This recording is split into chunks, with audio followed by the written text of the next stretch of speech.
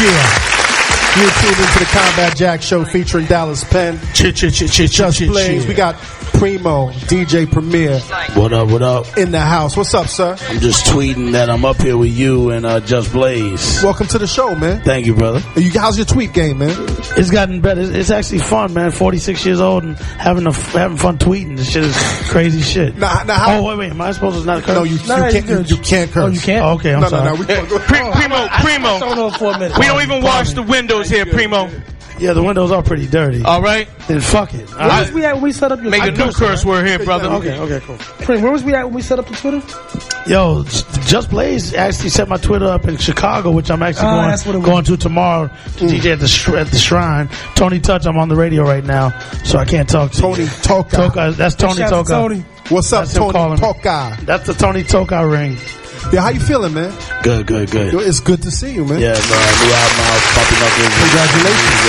Congratulations. The collection. Yeah, just having fun, man. Now, that record came out 2 weeks ago. Yeah. And what's the reception been? Been incredible. I mean, Twitter is crazy with it, which again, I love how I was able to use Twitter as a proper tool to communicate with the people that get it. Anybody that don't get it, we don't really, try to be relevant to the youngsters or anything. And we love the young rappers coming up and DJs and MCs, graffiti artists, everything. But we have a market that's been following us since we came out. Of course. And you're supposed to support that same buying public so that you can still live off your craft. So the internet's been very good to you. Oh yeah. I mean, some reviews are a little off, but you can tell that the reviewer is younger, right? Because if they understood the era we come from, the reviews would match. Right. You know what I'm saying? Of what the albums that we all put out should be. You know what I'm saying? Now, I got a text last week from DJ Clark Kent. Right, shout to Clark. And he was like, you have to have Bumpy Knuckles, Freddie Fox on the show, because he ripped a particular show last week. Highline Ballroom. Highline ripped it. He got busy. Like crazy. Like I heard there was a lot of people in the house. Yeah, it was he killed it. It was like a family reunion, just seeing the Cold Crush come on stage. Cold Crush. Yeah, and just doing their routines. I moved out the way and told Tony Tone get on the wheels, and they put on Love Rap and just, Ronald did the step back dance and everything. Like everything was just authentic, and naughty. Bumpy's talking shit to people that front, and then all of a sudden you hear Tretch with a mic going, if you come up talking shit, you leave limping. Wait, Tretch was in the house? Oh yeah, Naughty by Nature performed just out of nowhere. Crazy. They were just there to hang, but we threw a couple of instrumentals on. They did Uptown Anthem and Dirt Off on My Lawn. Yo, Dallas, where were we, man? Why you didn't call me and let me know about that night? Man, listen, spaceships take off sometimes and you miss them. Yeah, you gotta be in the know, man. Yo, Preem, man, 23 years in the game. Yeah. I met you in 1989. Wow. And it's so funny, man, because I had known Guru a few months before. Right. I had known of him because I knew his sister, right, and Trish. His brother-in-law, Trish or Jossie. Trish. Okay, shout to Trish. And they were telling me that that her brother was in the rap game. Right. But everybody says that their brother. Everybody got an artist or a cousin. And in 1989, that shit wasn't real. You know what I'm saying? No question. And then I remember watching Yo MTV and seeing the Manifest video. Right. And that shit blew me away because it was in the shadow of PE. There was a different level of black consciousness. You know what I'm saying? People were a little bit, on some political movement type thing. Right. And then the video just captured. It was real subtle. It wasn't like the bombasticness of PE, right, but it was, subtle Malcolm X, Guru, and then the jazz and that shit. I was like, whoever these motherfuckers are, right, I'm a fucking fan. Yeah. And it was locked in since then, man. And then after that, I had met Guru and he introduced me to you, and I can't. Where did those 23 years go, B? I mean, they still continue with what I'm doing now, with dropping a Bumpy album or dropping getting back with MOP to do an album, or putting out the NYGs or Khalil or anything I put out. Anything I put out is gonna rep the pure form beats, rhyming and some scratching. Like that. That's what I love about Just Blaze, man. Like, he took over a big chapter of Jay-Z's career, and he always was cutting and doing, like proper cuts where you're like, all right, he ain't just a beat maker. That came from sitting there watching you all those years. That's actually something we were talking about earlier. What tripped me out was the reason I cut so much better with my left hand than my right. Right. Is because when I seen the Manifest video, you had two turntables on the same side with the mixer. off to the other side. You know where I got that from? The Malcolm McLaren World Famous Supreme Team EP. They had the turntables behind the GLI. And I was like, that's dope. I said, I wonder if I just set. And then also the DJ, my man RP Cola, shout out to him, who I went to college with, who taught me how to scratch. He always had it like that in his dorm room. But when we did the parties, he had it left and right, and he was good with both hands. I'm like, damn, I'm not good with my left. And, you know, but I see Red Alert cross over. Right. So I was like, all right, it is cool to cross over and still, you know, get busy. It's all about just how you get down. All the scratching is making me itch. That's right, baby. Buffalo Gals. Yeah. Now, how old were you, man, back when y'all shot that video? Man, that was so I just fresh. turned 21. 21. Y'all look like babies, man, and it already looked at, like when I was looking at the video today, man. And you just looking at the parts that you were in, man, it just looked like your scratching was already intact. Like you had already been seasoned for a New Jack, man. Yeah. I feel like my career is like a contest. Like I won, and the prize was I get to make a record, put out a video, and perform. But I'm like fans that watch sports. You know how people watch sports and they'll be like, yo, I would have thrown a pass on that one. I would have run the ball. Sideline coaching. And people are like, man, you ain't out there playing or whatever. I'm like that. Like when he's like, dude, if I could get a chance to rhyme, to do a record and had the opportunity, this is how I would make it sound. So that's really my mentality. I'm making what I think it should sound like based on what I like. Right. Where's the first place you played, you performed, you scratch? You DJ? You know about as far as learning how to scratch and all that? Just the first time you were in school at Prairie View A&M. Shout out to everybody at PV, the Panthers, baby. Or dig it. You know, shout out to Texas. Just speaking of, you said something earlier about the scratch game being on point. Now we know you came up obviously DJing and whatnot, but if I remember correctly, I remember reading somewhere one of the big transitions from the first album to the second album was the second album was when you actually learned to use the beat machines. Right? Yeah. The first album, it was you. No More Mr. Nice Guy is like, we call it our resume. Me and Guru always called it that because we had an SP12, not a 1200, and me, our engineer Slow-Mo, and Guru had our hand on whatever had something on it. If it had a hi-hat over there, the Guru's hitting that, and I'm just going boom, boom, boom, boom, boom, boom, boom, you know, and just tapping whatever. Slow-Mo's hitting the drum roll, and we just look at each other and be like, yeah, that's hot. Right. That's how we did that. Even with Manifest, we didn't have automation, so when it said stop, think for a moment, okay, we all were hitting the buttons. We messed up probably like 20 times before we got nice clean one and hit it back in on point, because we didn't have automation back then. So what was it like on the second album when you actually learned the master? That's when I was like, you know what, and this one I want people to know I'm the one doing the beats, he's doing the rhymes, you know. And still he would bring a song to me either sample wise or have it kind of programmed, and I would just rework it and make it bounce my way. But it may have been drums and samples that he put together, and I'd still just say, all right, well, let me program it. So just like Marley did, people got to understand, if you give Marley the track, he's going to make it to sound like a Marley funk. He's producing. He's producing. One thing a lot of people don't understand is there's a difference between somebody who's making a beat and somebody who's producing a record. Yeah. You know, a lot of times people will get their laptops these days, since we all use laptops, tap something out and then give the beat to a rapper, fly it out. Yeah, and then that's that, and then they're not. That's the extent of their involvement in the record, but they still want to call themselves a producer. It's like, no, being a producer is about being a visionary and bringing a sound. Like Quincy Jones, when he did Thriller, he wasn't sitting there on the drums and playing the violins and the horns and whatnot. Yeah, you need to tone that down right there, exactly, and turn that up. But when you get here, go bap bap. Like these are things. He was instructing. Yeah, he's shaping the whole thing. You're directing the ship. You're the visionary. And one of my favorite stories of yours is when you were first working with Jay-Z and you were producing him, you know, and walking him for Reasonable Doubt and walking him through the process, and you having to impose your producer hat on him. Right.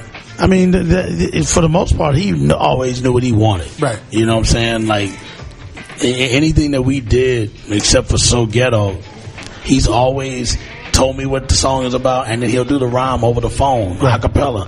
Like, he'll do the whole thing, and he'll be like, and then I want to go do this and do this and do this. But the instruction that he gives is so proper because it's like, oh, got it. All right. Well, that's how we did 1,000,001 Questions. That's how we did The Evils.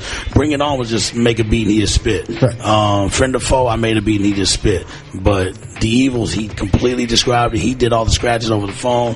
He wanted to say, I can't So die, in a sense, he kind of like co-produced it in a sense. Yeah, to the degree, but he gave me mine to take the lead of my position is. Just like, I'm not trying to step over what he does, even if rhyming, even if I give an opinion of fixing a line or recutting something or whatever. It just doesn't matter.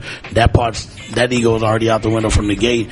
But Jay already had experience from just being with Jaz-O. So, so he'd been around long enough to know that now it's his turn to shine. He totally has it mapped out. Now, one of the things that puzzled me about your history, particularly you and Guru's history, is how the fuck does a kid from Prairie View, Texas, and Boston, Massachusetts, come to New York and become two of Brooklyn's finest? Like, how the fuck did that happen, man? Well, for me, my grandfather lived here, so we used to come all the time when I was younger. So during like summer and stuff like that, me and my parents, my sisters, all of us would come stay with my grandfather, or we would get a hotel in the city. But still, we spent a lot of time with him.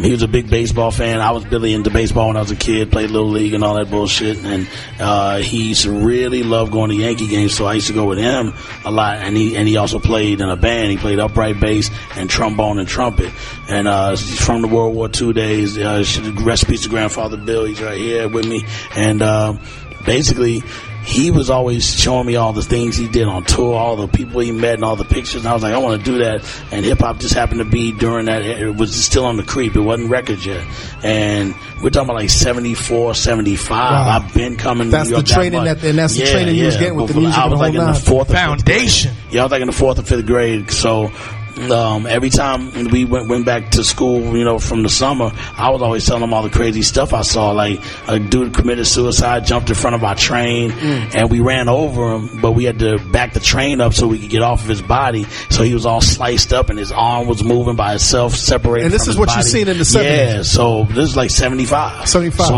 when New York was on that extra raw shit. I was here for the blackout, everything. Give that man a round of applause, man. There's very few people that I meet that were here during the 1977 I was here. blackout, man. Now, so you knew from an early age with all this excitement and mayhem. As a kid, that's making you go crazy. Like, yo, I gotta move here when I grow up. This motherfucker just got hit by a train. Yeah, I gotta move here.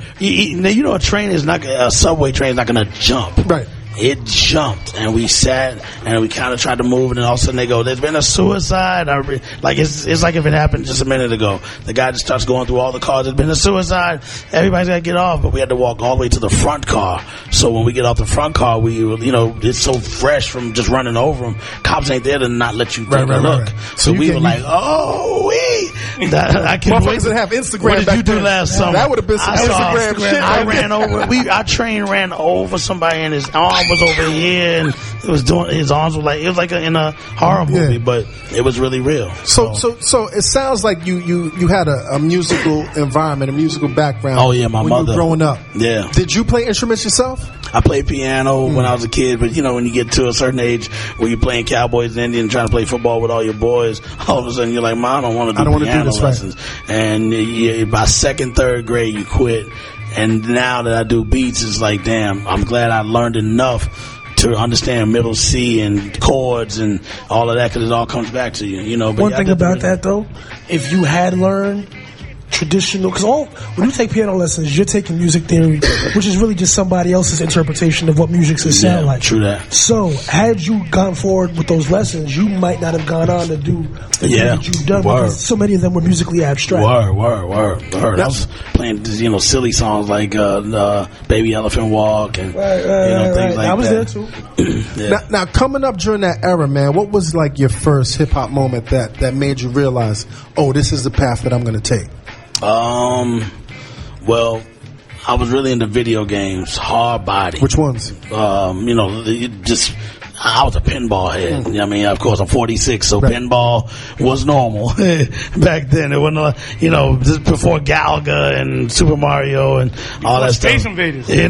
Space Invaders was a game changer. Word. I mean, even Pong, man. I mean, just saying, You know, like, that was a big deal. So I was really into video games. Plus, a good friend of mine, Jarvis Gale, wherever you're at, I don't know if you're dead or alive, but big up to him.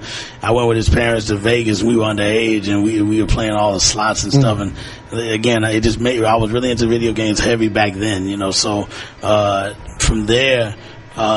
What did that lead to? Because I was drawing a blank because of the trees. So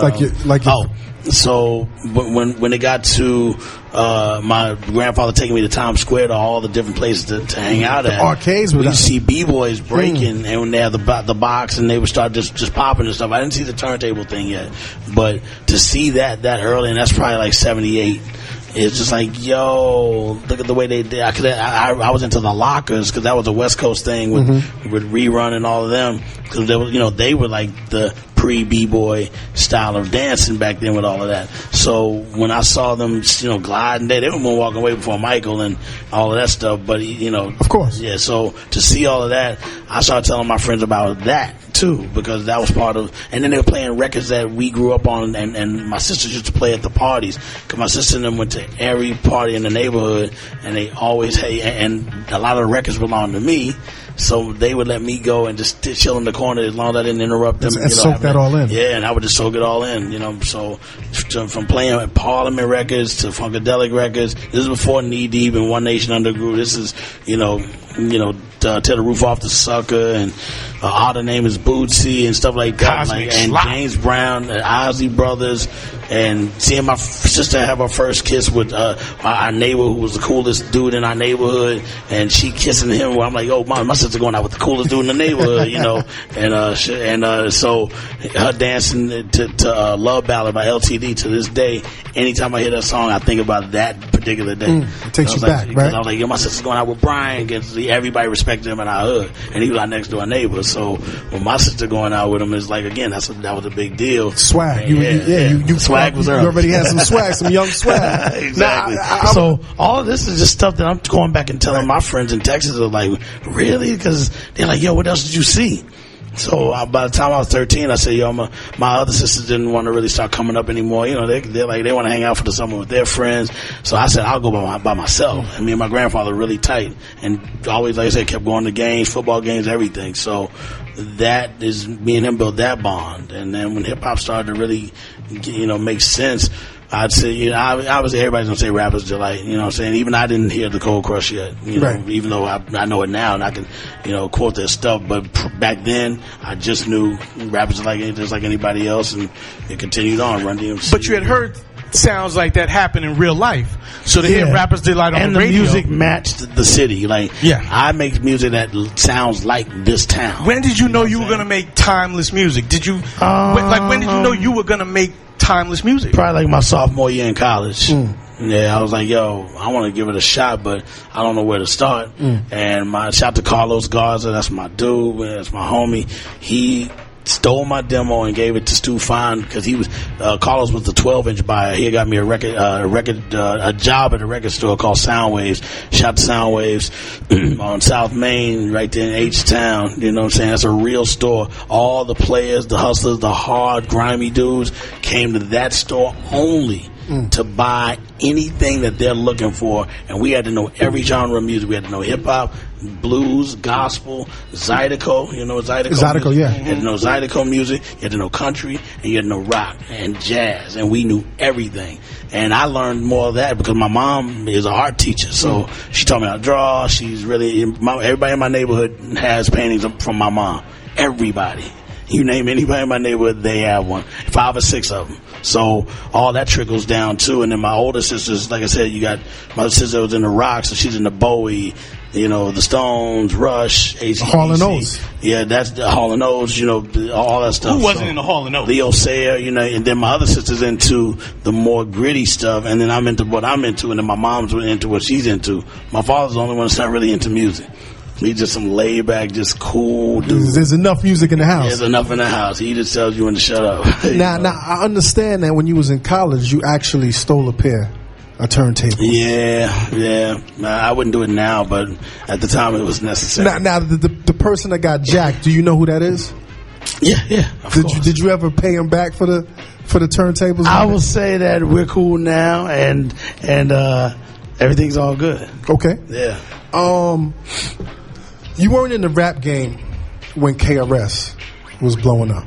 Like you was still looking up to cats that were doing it in New York. I was working at Kroger driving forklifts.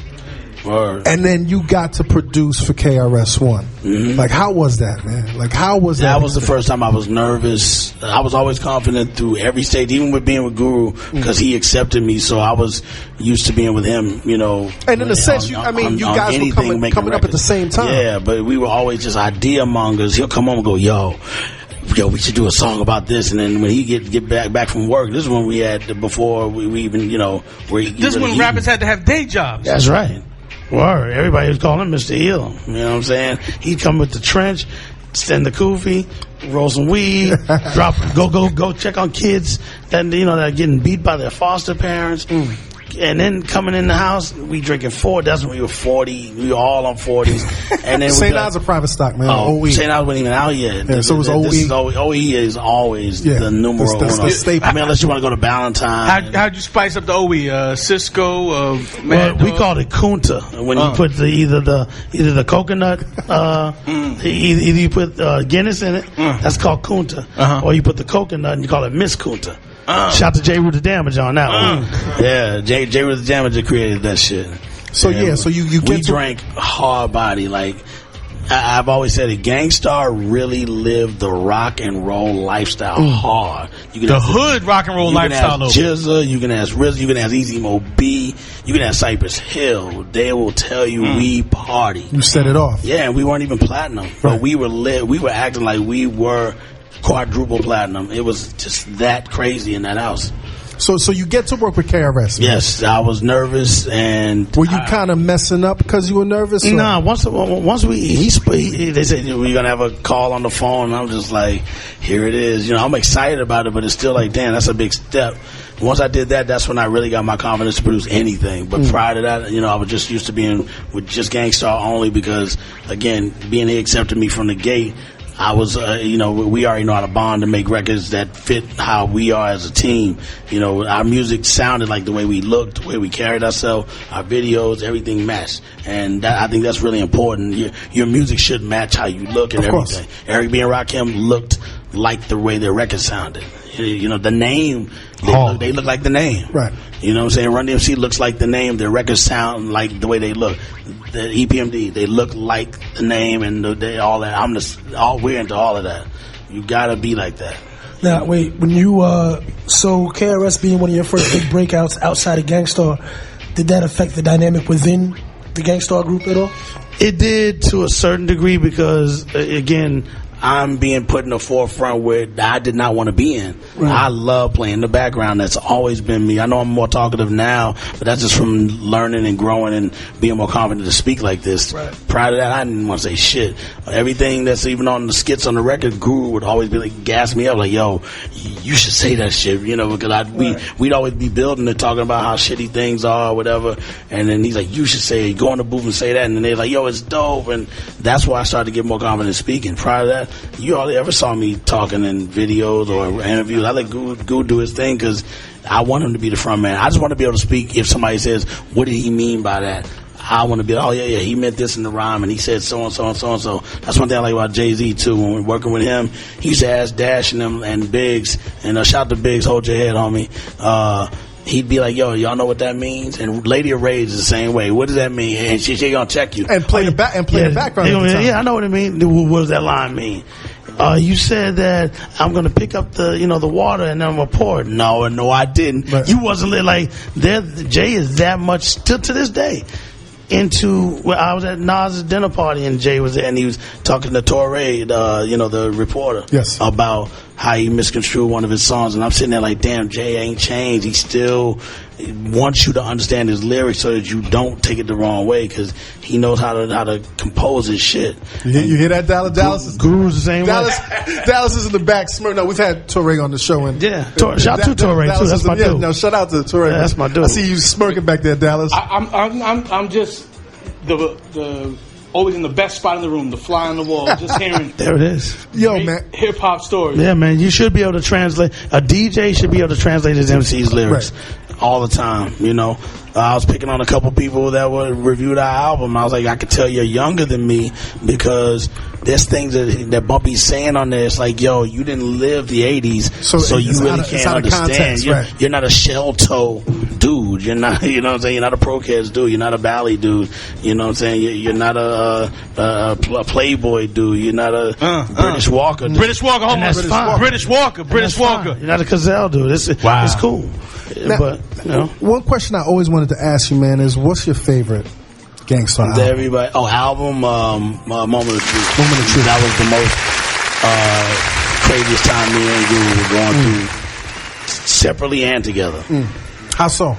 Well, I had just left the group. We were just having too much tension from his drinking. He was just so out of control. I wish he was here now, just drunk talking shit, because that's what I missed. Him going, fuck you. You don't motherfucking know, but I'm the dope rapper. Nobody can outrhyme me. That's one thing I loved about him. He'd always like, he'll yell at you, scream at you, and he'll go, but one thing, you can't outrhyme me. And all the time, it could be 20 years from now, he'll say the same thing. Just remember one thing, you can't outrhyme me. And that's how much he really loves to rhyme.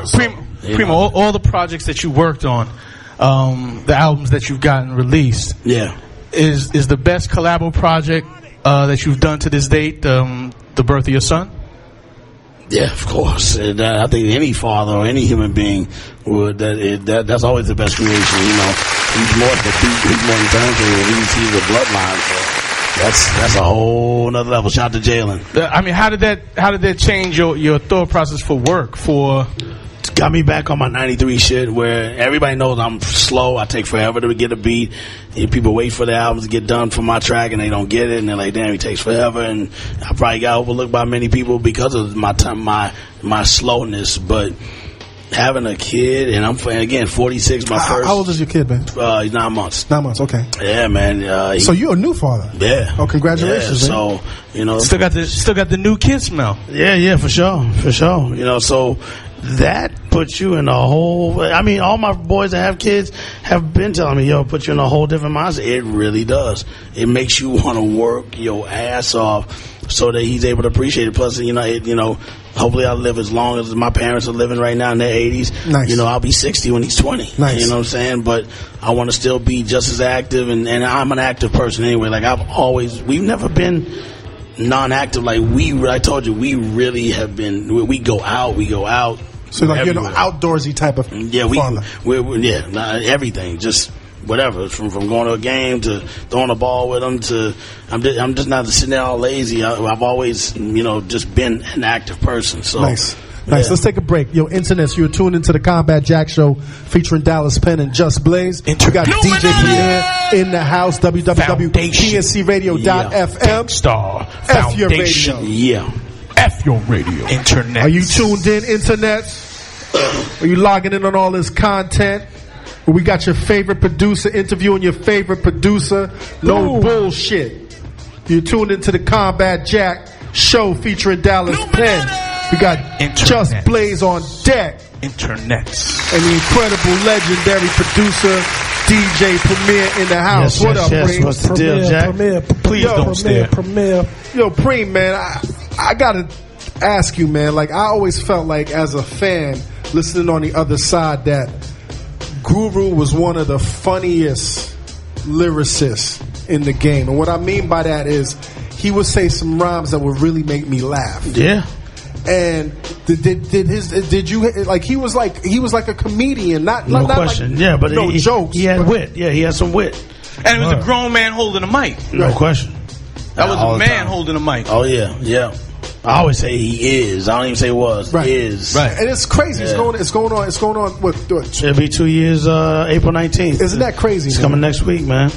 It's how you feel, man? How you feel, man? It's crazy, man, because nothing really makes me cry. And when he passed, I cried at the most random times. You start looking at all your old videos because you still know it's an actual fact, but you still just can't believe it. Right. You believe it and can't believe it. And then not only that, just all my peoples that ran with us, we still together. So when we reminisce on stuff, even on our album, Bumpy Knuckles did a record called The Gangstar Bus.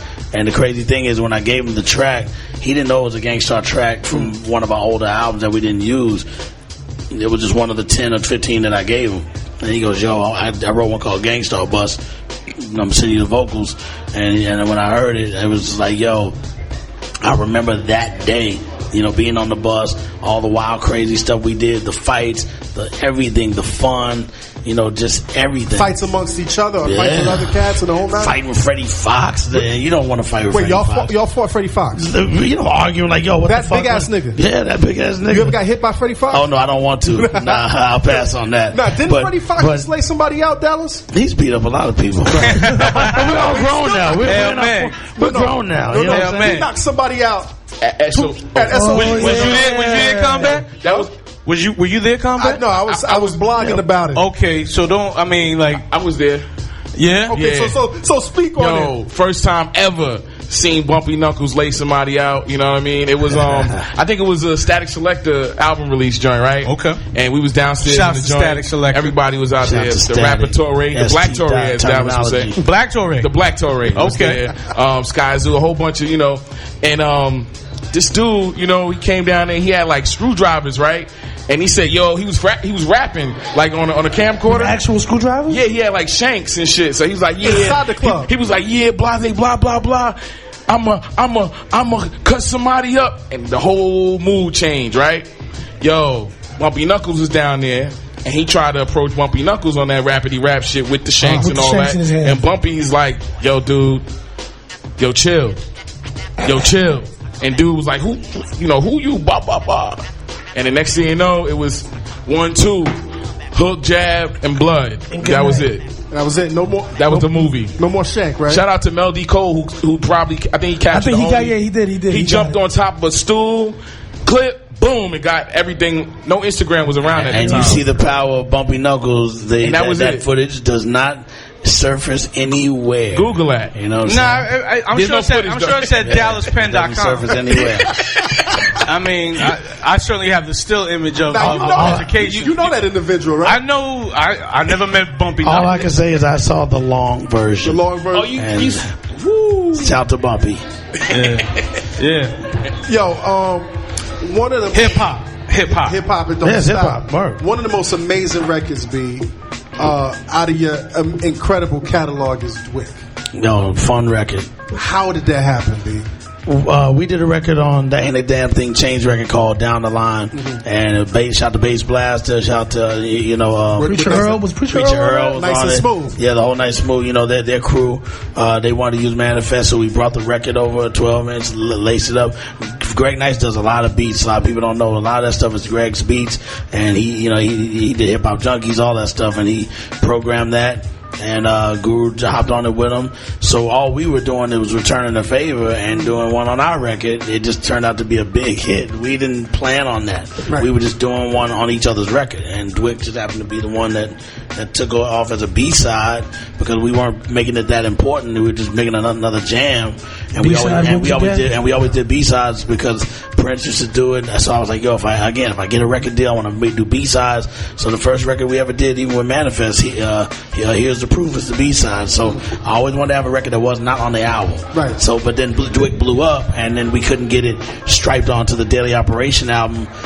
We kept telling the label, do it. It's going to sell the album because everybody's buying the album looking for Dwick, and they're like, yo, the song ain't on there, and we got mad complaints. And that's the worst shit, man. Yeah. So thank God, Vinyl, even though it's strong still, it was strong back then where people would buy it. It's still strong. That was the B-side of Take It Personal. Yep. Timeless Music. And then it was also the B-side of another 12-inch after that. It's a B-side to X to the Next and Dwick. Yeah, we was on X to the Next Girl remix, and credits due. I know BYS was also on there, and that, and then they were just trying to reach for straws. Right. Then we said, let's just put it on Hard to Earn when that comes out. That way, people at least, if they need an album, they can cop that and get it. And then everybody's like, oh, you just putting it on there to help sell it. And it's like, who cares? So what? Put it on there to fucking sell. Yo, we make records to sell. Can somebody shut them up out there? This the downside of having a live audience. Y'all shut the fuck up. It's live up in here. I got a question. Go ahead. About Dwick. Yeah. And this just randomly came. I do some of my best thinking in the shower. Okay. And I was. Most people sing. Hot or cold water? And I'm not even acknowledging that. And again, shout out to Just Blaze for helping me set up my BlackBerry. I use my BlackBerry Twitter more than my iPhone Twitter. I like my iPhone for pictures. Right. But Just Blaze, and it was late. You were like, yo, man, I'm ready to go to bed. And you going BlackBerry and iPhone? It was 4 in the morning, but I had to get my man right. And he waited in the lobby and got it set up. And I'm so used to this, the way it looks on the screen here. Right. I'm not used to the iPhone. We gonna get you over that BlackBerry soon enough. I love my BlackBerry. But just real quick, shout out to all the BlackBerry users. I'm thinking, just randomly, and I think Lord Knows came on. So, Rick Ross says whatever he says about YOLO. All the kids are all about YOLO right now. And I came to the conclusion that maybe Dwick was the original YOLO. Did it stand for something? Do what you can, kid, maybe something like that. No. So what did it mean? It was back when everybody used to go, "My Dwick," saying like I back must in the day. So the song was actually just we would penis reference. It was a prank you play on each other. Right. Greg might mumble something, and the key is to get you to say, "Huh." So I might go, "Yo, Jack, you saw the what? Dwick." That's what it was. And that's it. Yeah. That's and that stories. Biz Marquis used to do it all the time. He'd be like, yo, Premier, you drove down to and I go, huh? He go, my Dwick. So this is before the pause era, obviously. Yeah, 100%, And I even stopped doing the pause thing now because if you're not thinking that way, you don't have to pause. Right, of course. Now everything is like extreme. Like, I'm gonna go up under there and get that pause. Let me get behind you to grab that. It's like, how you doing? Pause. Exactly. Well, some people, the problem with pause is also some people don't know how to use it. Right. Like they reach too hard. Those are people that I worry about. Right. You want to reach that hard. Reaching too hard. Don't reach to get a ball. Too hard. Don't reach so hard just to be able to say. Don't reach. Loose that grip. Loose. On another note, I actually have another question, and this is something that I can relate to just personally. When Baseline Studios was about to be sold or closed, right, I stepped in and said no and took it over. Now you did the same thing with D&D. Yep. Now with the hip hop scene changing, with the underground hip hop scene specifically changing, and that's for the majority of your domain where you reign supreme. How are you able to maintain that place, even just financially, because it's such an enormous undertaking? Let me tell you, it was hard for a few years, right? And even where I'm having conference calls with my management, my lawyers, and my accountants, and they're like, "Yo, why don't you just give it up? And you can always either set up at home or do whatever." I'm like, "No, don't care. I will do what it takes to keep this place going." And and that drives you. And I stuck it out and kept grinding, and now everything is just like really. There you go. That's how you know that was a good one. That was a Just Blaze pause. That's a Just Blaze pause. That was actually a good one. Stuck it out and kept grinding. But for real, like that's how you knew you would be a good dad, though. Oh my! Shout out to the dad. Yeah. Shout out to all the pauses. Yes, but that made you stick to it, and then all of a sudden things have gotten better, business has gotten better, and now everything's just going. And I just did another 5-year lease actually yesterday. So shout to Mike Dryden, shout to my lawyer Mark. Shout to my accountant, shout to Fat Gary, my manager. We're getting it in, man. We're getting in order, and it's so good to still see the studio get another 5 years. Nice. That's good to hear because there's so many studios specifically within Manhattan. Yeah, the Sony. That have dropped Sony, man. Sony's gone, Hit Factory's gone, Battery's shout to Jerry gone. Wonder, who's still popping off. I go over there all the time and hang with them. Shout to Jerry Wonder. Yeah, I've always wondered that as a studio owner, and since then I shut down Baseline, but opened up a new facility, partnered up with somebody else. Running, man. Yeah, so it's always good to see that people are still able to maintain some musical and studio integrity. I don't care what it takes to get that rent. I'm gonna get it. And now, shout to my landlord, We restructured a new deal, and it's way more cheaper than what it used to be. That's awesome. And it was really expensive, even though that's an old building, but it's the location. Of course. Yeah, you right can't. What? You can't beat that location. It's a great spot to be in, and just the history of D&D.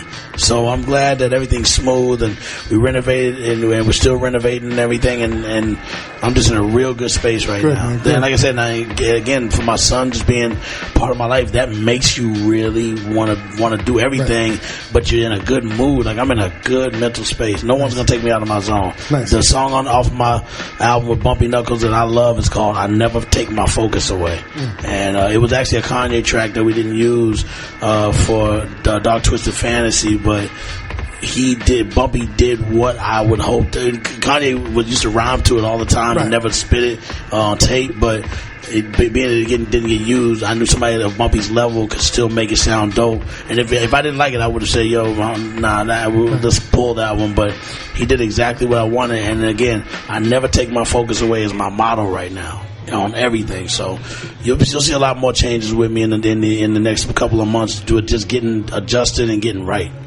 DeWitt, I want to go back to DeWitt. Yeah. Justin Bieber. Okay. You heard the freestyle. Yeah. What'd you think about it, man? It was cool. I mean, even with that, man, everybody made a big deal out of when I mentioned him on the radio about the cipher. Right. When I was asked if he would, what did I think of that? I'm like, as long as he has a dope rhyme, I'm real quick answered like that. As long as his rhyme is dope. And then when I just started hearing things about it, it's not going to be written by him, but be it Ludo or anybody, it doesn't matter. As long as it's not, when hearing that it wasn't possibly going to be written by him, I was like, well then nah, man, then he shouldn't do it. Right. But I'm not the one that calls the shots. If they still want to make it happen, just hopefully he's dope when the camera rolls. And that was it. But all of a sudden that turned into a whole thing. I'm barring dude and all that. And I'm like, yo, I just said as long as he comes with a dope 16. Right. Simple. So you specifically banned him from the cipher because he didn't write his? No. That was just my opinion. Okay, I never banned it. It just never went down. Okay. Yeah, because he was going to come when Chris Brown. When we did the Shady Cipher in Detroit, we went back to that same warehouse. We just moved in the corner where it looked a little different, and did it with Chris Brown and K-Mac and Tyga, and that was one that Justin Bieber was supposed to come to, but it just never happened. No big deal that it didn't. And he was in Brazil at the time, on the road and stuff like that. But I was all for it as long as his verse was dope to what we were gonna do. That was it. It was just an opinion. Stop lying. They blew it out of proportion. My phone started ringing like crazy. I'm like, I have an effect on Justin Bieber. I'm underground. Like, what I say about Justin Bieber even? Would anybody even care? You know what though, man? You know what I'm saying? I've been listening to the Christina Aguilera album. Okay. Back to Shout basics. to Christina. And that's an amazing album. Like, that's an amazing album. I love that album. It's a pop album, but it's got your influence all over it. Her tour was dope, and just hanging with her was dope. Right. And I started thinking, like, I would love to see. Did you think if the internet was asking if Primo got his finger on that? No, I know you're asking. Yeah, you're asking that, Dallas. On what, Dallas? Finish the... Oh, God. Just a finger, Oh, on Christina? No, because she was engaged to Jordy. Shout out to Jordy. I know they're divorced now, but they're both family to me to this day, because they invited me to her wedding, and I was there, when they were making plans, and we were still trying to come up with songs from scratch, like the way I do my stuff. Like, I don't have like 30 beats for you to pick, and you just pick number 15 and number 2 and number 8 and say those are the ones I want to spit to. I go in from nothing and make something that I think you should rhyme to. That's what I do. If you give me instruction, I can do it that way too. Like me and Guru always had the list of every song, and I would just make the music match the titles. Right. So that's how we always did it. But if you say, just do my thing, I'm gonna think like a DJ. Like, what I like to make sure where I want to keep starting it over at the beginning. Start the beginning. Just keep starting the beginning. That's why my records start with a crazy beginning, so DJs can start the top. Because that's what we used to like when I used to cut records. Not used to. I cut records. Right. That when I cut on the wheels, that's why I like records where you. That's actually something I've always done. Like, DJs will say to me, like, yo, I love cutting up the beginning of this one or that one. I'm like, I made it for that. Yeah. But as me as a DJ, I got it made. And keep bringing it back. Yeah, all of that's in my mind when I create something. Like, is that hitting it on the one? It's not all the time. No, sometimes Mass Appeal's not on the one. That used to drive me nuts when I would try to throw it in. You gotta hit it with the Pooper one. But you're a producer and I get it. And a DJ. Yeah, I get it. But that's what I do it for. I want just DJs going, yo, did you hear what he cut or what he did? I never was thinking to pass that. I just wanted DJs to be on my dick for what I'm doing, beat-wise and cut-wise. And the MCs are going to flavor it to make it all complete. But I just wanted DJs to go, yo, this motherfucker cut, but he did the like they know where that came from, but how I styled it. That's it. And that's why I still make my records with a DJ mentality. It's nothing more than that, just a DJ mentality. Are we going to see another Primo, Christina? That's why the DJs are on a platform. I'd love to, man. But like I said, I went to a wedding and, they whole family, I would just hang in her house all the time outside of, I was there when her son was born and had his bris and in her house, and she had penis balloons all over the fucking house, and the rabbi was like, can we take the penis balloons down? She was like, no, this is how we live. Like, we have fun and enjoy stuff. And the rabbi said, who wants to watch me cut it up close? I said, me. I was the only one that went up there. Even all her gay friends and all that were even like, nah, I don't want to see that. And I'm sitting there right there with the rabbi watching them slice the skin and circumcise the baby. Right? The moil. Yeah, it's a moil. And I mean, I thought that was just amazing to even get that type of invitation. Irving Azoff, all these people that own Live Nation are there chilling. We're watching the football game in the living room, and everything is just chill. After the football game? Yeah, the Green Bay Packers was playing that night. It was playoff time when she had her son Max. Shout to Max. Shout to Jordy. And then, like I said, me, Flavor Flav, Warren G. We used to be over Christina's house every day playing Mario Kart. Yeah. That's crazy, man. Mario Kart. I'm curious to hear what a Primo Justin Bieber album would sound like. It would sound dope. I'm real curious to hear that. It would sound dope because it can't leave the studio until I'm happy with it. So it would sound dope. I mean, he can sing. He's talented, and it's not selling out if I do a Bieber record. It's not selling out if I do a Miley Cyrus record. Of course. Christina proved that, and I'm glad she let me just be me and do me. Right. And we just clicked, man. We had that was some of the most fun in the studio ever. Shout out to Cara DioGuardi. She was there too. We had so much fun, man. Nice. Now going back again to Gang Starr, man. Like, you guys broke up. No, you never broke up. Never. So we are still signed. Okay. To this day, I still have the same lawyer. Legally. Yeah, still on paper. Nothing ever broke up. He took a break and said he wanted to do his 7 grand stuff with Solar, and I said, all right, we'll holler when we holler, and we just never hollered. And what happened though, man? Because it got so messy at the end, man. That's still a mystery. It's never over. It's never over. That's still a mystery to me. It's never over. That's still a mystery to me because we haven't really communicated. We speak over small stuff, but for the most part, we just really want to communicate, and so I don't know what mind state he was in, and it still mind boggles the fuck out of me. Right. You know what I'm saying? So, and do you know Solar? Of course. And of course, did you feel like he played a role in that, man? I can't speak on that. I can't speak on what role he plays. The main thing is I know Solar. He knows me. I know that guy. Like, I know him well from when he came into the picture to whatever is going on outside of when they weren't around us. I still know him well enough to, he can't front on me, ever front on me. And, but to blow him up when he's not on my level of what I represent as a human being and a man, he's not worth, but just so much talk. You know what I'm saying? But I know the guy well. So that's why it's like, whatever you kick, it can only go so far because I know you. It'd be different if I didn't know him. It's like we don't know his MO. And we don't know his whole MO. We just know him from how we know him when he started to come around and hang with us. So, he only traveled with us once, and then all the other times he'd go to other shows, but traveling only once. Everybody else has always been mentioned. We toured together.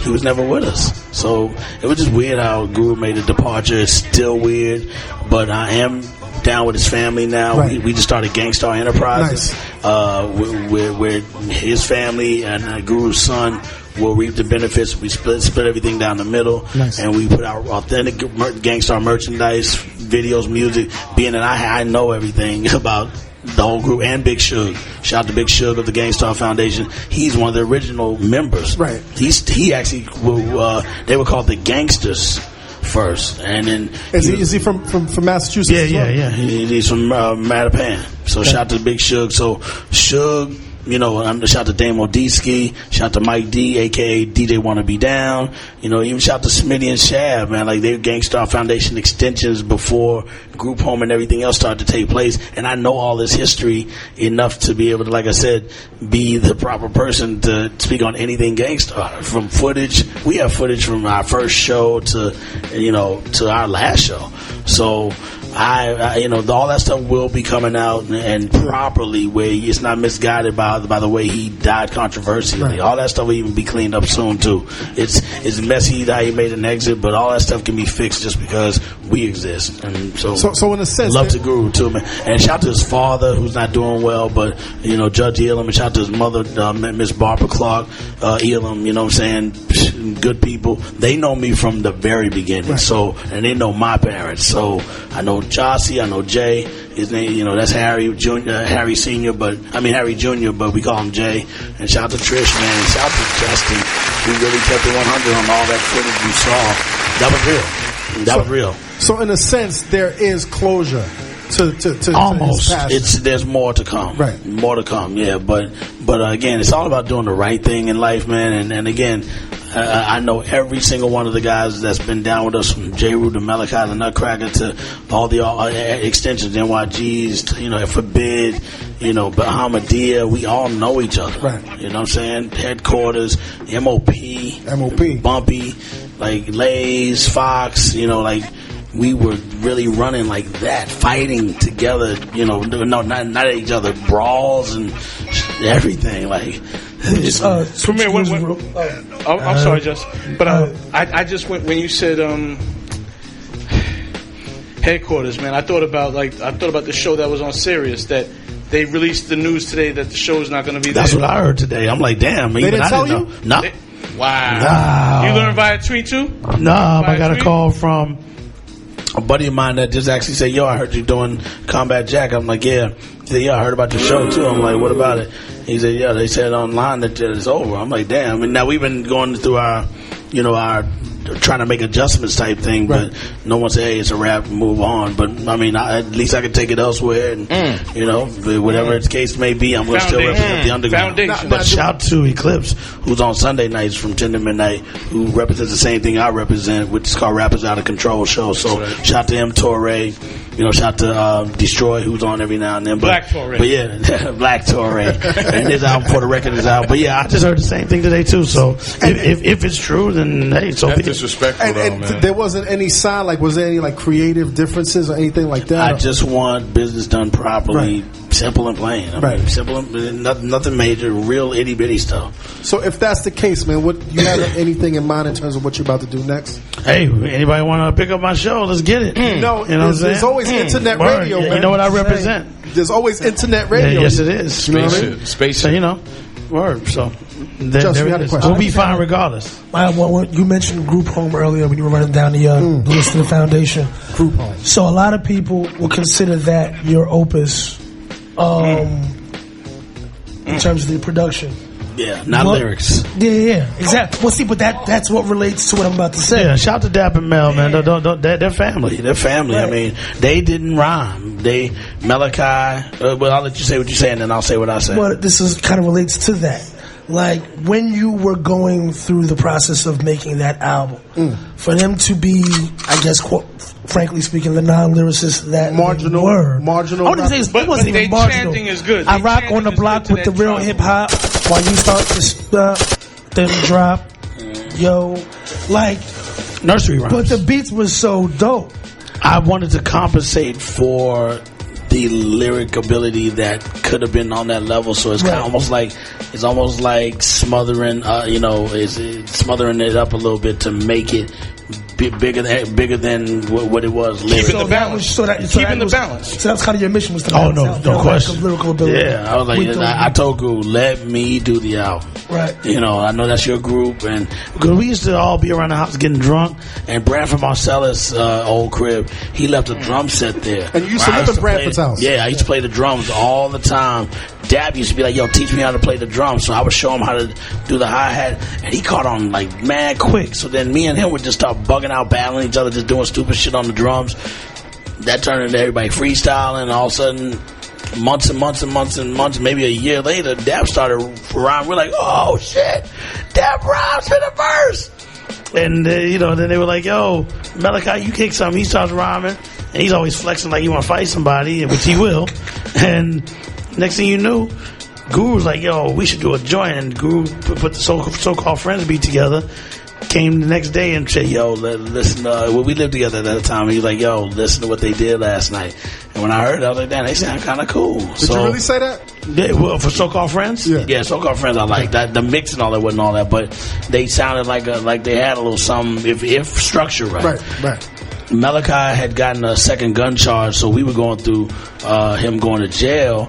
And shout to Judge Bamberger. You know, she was really a tough judge, but her heart was in the right place. She wanted to put him in jail. She said, well, he wanted to be a boxer. That's all he wanted to do was box. His dream was to be the next Mike Tyson. And trust me, as crazy as he is, and all the things we've been through with drama and fighting and with people at video shoots and the things that have just gone down in our situations of video shoots and clubs and everything else, Malachi likes to get it in, but he loved boxing.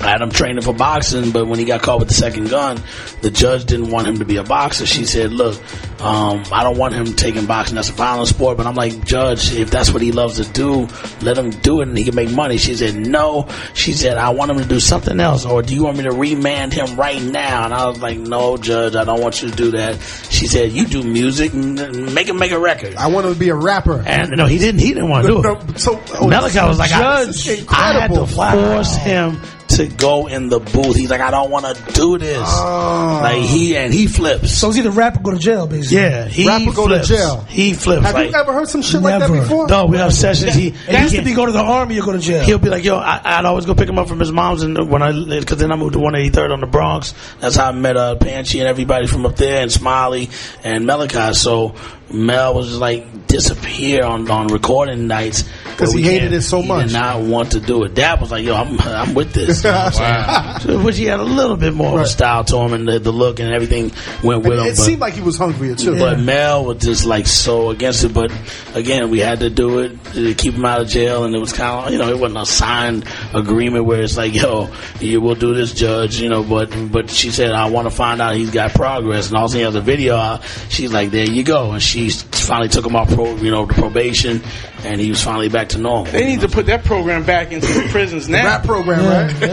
Yeah, man. Shout to Judge Bamberger, man. She was a mean little fucking crazy judge, but she kept it 100. Yo, but how do you get somebody that doesn't want to rap to rap? Dude? I'm very good at I could be a counselor, man. I mean, I'm just good with dealing with people. I mean, yeah, I was a counselor at Young People's Day Camp. That was one of the, when I moved in with Gordon's family, when I was trying to get a record deal, but his father was like, you got to get a job.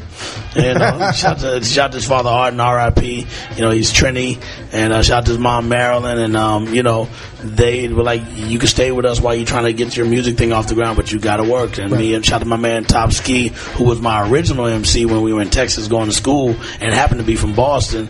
We would we both worked at Young People's Day Camp, and even though we didn't qualify, they ran out of staff to watch all these badass Flatbush kids. So we were like, we'll watch them. So we'd smoke coolies on the way to work and take care of all these kids. We had 16 kids. Group home. We had 16 kids. That's the group home, the movie. Yo, some of the kids ended up being a success. Right. When Annie Up came out with MOP, some of my kids from back then were now adults and had stores and clothing companies. I bet you don't on the street. Nah, doing all positive things. All of that shit. Doing positive things, No and, doubt, and, no doubt. and they look the same, but they grew up. But and all these kids were bad, foul-mouthed little kids, but they loved us because we let them rhyme, we would let them do different things. But they were like, yo, y'all are like not like the other counselors. Y'all are cool, but we knew how to relate to kids, to the youth. I mean, hip hop is that.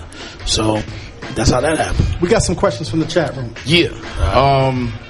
A couple of questions. Anthony Chirico wants to ask Primo, who is your favorite porn star at the moment?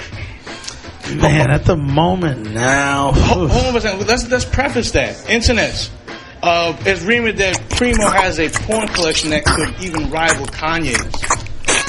I did for a long time because I got into porn when I was maybe 12, 13 because... You still got print mags? No, because VHS? I go back to Swedish erotica days because when one of my best friend's father used to go to work, he said, don't touch my gun and don't go in my closet. So we'd play with the gun. But he wanted us to know where the gun was, so if we ever had a problem to use it. But he said, still, I just want you to know where it is. In Texas, you could do that. And then we'd go in the closet. He had mad the ones the thread, the round thread that that you thread. Reel to reel. Yeah, like we used to watch it in elementary and high school. So everything was Swedish erotica. Seika, John Holmes, Jamie Gillis, Vanessa Del Rio, who else? Marilyn Ginger Chambers. Lynn, Marilyn Chambers. Woo! Yeah, Randy West. That era. So even Joey Silvera. Shout out to Joey Silvera, who's a big hip hop fan and does some of the most filthy, slutty porn. And also shout to my man Flanagan from Smut Life, who actually have his shirt on right now from Smut Life. Shout to Keebler as well. And again, man, I mean, there's nothing wrong with this. Everybody has a filthy side. It's just you either. How often do you wash your filthy side? What's that? No, I mean, like when you say everybody has a filthy side, you're right. Yeah, no question. I mean, be it from being dirty enough to take a shower and scrub dirt, or just being filthy minded. You know what I'm saying? You can be criminal minded. Is German porn? German porn's filthy. Yeah. Oh, no question. Super filthy. The filthiest? I wouldn't say Norway? Yeah, I didn't know you was a porn expert, B. He's a connoisseur. You ain't know this? I used to go to all the conventions every year and all that stuff. But again, to me, it's like no big deal. It's like we're human beings. We all into something and live life. Kanye's got bestiality in his collection. Do you have any bestiality? Nothing wrong with bestiality. Nothing wrong with that. The sluttier, the better. Okay. All right. Real talk. What is the Sluttier, the better. But slutty woman, not a slutty horse. Not with horses and all that shit. So for the record, not with animals. you don't fuck with bestiality porn. All wrong. What do y'all call it? Hold on. What do y'all? Bestiality is animal porn. No. I've seen it. So I've seen no it. goats and hens. No, come on. Clarity. For the internet, I just want to clear that up. No, Because I know how y'all ready with the tweets. Bee sting. Somebody's about to sound clip that. No, Primo saying nothing wrong with bestiality. Primo's in love with an eagle. I thought that's called animal porn. I mean, shit, as animals is born. But y'all got the wrong terminology. Wear a mask. It's all right for people to wear a costume, though. Yeah. Wear a horse costume? Yeah, or a bear costume. A bear costume? No. Or a penguin. That's what you watch, Dallas? Dallas, He said, I can't wait to watch that crocodile fuck that polar bear. Y'all all know y'all be watching Channel 13 PBS for that shit. Peel the skin. I seen bestiality once. I caught my assistant, the old assistant, at the studio, and he had some horse porn. horse porn. Yeah, That was so I saw that back in like the early '90s. So I mean, now that's I know corny. it's more. I mean, You trying to say you've been there, done that? not done that, but seen it. Yeah, seen it. I mean, seeing it. It's so painful, crazy. I mean, think about it. We're pre-internet. I mean, now everything's on the internet. Shit. Yeah. The girl shitting in the cup. Like, who didn't see Two that? girls, one cup. Yeah, who didn't see that? Oh, man. My grandmother even saw that. She's dead. She saw it. Oh, yeah. I saw the two one in the cup. I mean, again, man, I mean, everybody has levels, and whatever level you're on, as long as you're not hurting anybody, slapping ass, spitting the bitch's mouth, do whatever. It's as long as you're not hurting anybody. Have fun. Enjoy life, man. Rockstar. That's how I live. Yeah, rockstar. Could you marry a porn star? Gangstar. YOLO. I mean, I guess if everything just added up to where it's really that real between us, I guess so. Yeah. I want to watch that show. But why have we not put that show on television? There we go. Let's do it. Why have we not done that? Me and Just Blaze will do the beats. Yes, sir. Oh, wow. What other question? Actually, we got a question from one of our audience members out there. Shout out to D-Funk. He wants to ask Primo, what's your favorite Just Blaze beat? Let me think. I would say, man, I ain't gonna lie. The way you chopped up motherfucking Old Boy for the Rolls Royce record. I mean, like, that record, for one, I'm Going Down is an incredible record. Just from me coming from the 70s era and going to the Majestic Metro in Houston, which was the gutter theater, seeing Claudine and did you skate too? Car Wash. Oh, hell yeah! What? Well, turn up. We went to Silver Wings in Brenham, Texas, and Sunday was Black Night. Mm-hmm. We had fast skate. We fast skate real fast, try to knock everybody over and stuff. They always put on a banging jam, Confunction, Parliament or Cameo. Cameo is major in Texas. Mm-hmm. Flirt and I Just Want to Be and all that stuff. Raw shit, Groove Line by E-Wave and anything Jackson 5, Michael Jackson. It's interesting that you bring up your musical background, particularly in Texas, because when I listen to your music, man, it's like almost everything you do epitomizes the New York sound. Well, I'm from that era, right? And what do you think about? Maybe not if I was born now, right? But what do you think about the New York sound right now? Where is it? Everybody's fucking it up, right? They don't sound like the city. They sound like everywhere else. I like the South. They sound like the South. I want New York to sound like New York.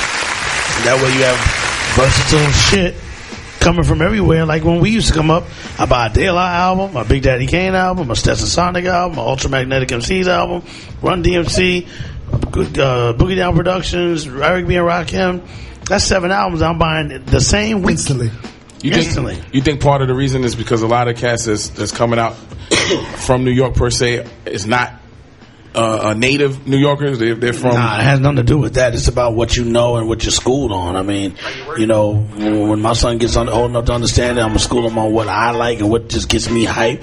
And then he may like a style that I do not like or will like. I'll be like, yo, that's kind of hot. Yeah. But like it or not, I'm gonna still stick to the styles that make me happy, that I can feel. I ain't gonna front on something I don't feel. If I don't feel it, I'm not gonna front and just, oh yeah, that's dope, like most people do. They'll play you that shit, high five you, and then all of a sudden they ain't trying to help you get a deal. Do you start with a drum? I mean, like the drum is that primal first sound. Different every time. If I am in drum mode, which is the most of the time, I do the drums first because I kind of know what snare and kick I want. But if I start to sample hunting, then I gotta look for the snare and kick that matches that I can use. That sounds like it'll just. They gotta mesh together. Yeah, they gotta mesh, and you experiment. Everything's experimentation.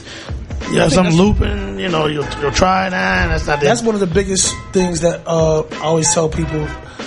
Like learn, if you're sample based, if you're using a sample, you have to be able to match the mood of those drums to that sample. A lot of people don't really know how to do that. I think that's when it comes to hip hop production and people who use samples, one of the most common mistakes or just common things that these young people lack sometimes when they're trying to come up is the ear of how to match that kick and snare to what's happening in that sample. Yep, exactly. And again, that's just from us really being brought up on really good music. Like, we're brought up on Aretha, Natalie Cole, Earth, Wind and Fire, Commodores, Ozzy Brothers, Graham Central Station, Sly and the Family Stone, Prince, the whole Jackson, everything. The old Kool in the Gang. Yeah, the old Kool in the Gang before Celebration and all that. Grace Jones. Yeah, Grace Jones. Even David Bowie, The Clash. Man. But I'm Susie and the Banshees, the Smiths, Devo. Hall & Oates. I read something the other day, man, like some younger kid was like, yo, I'm tired of hearing y'all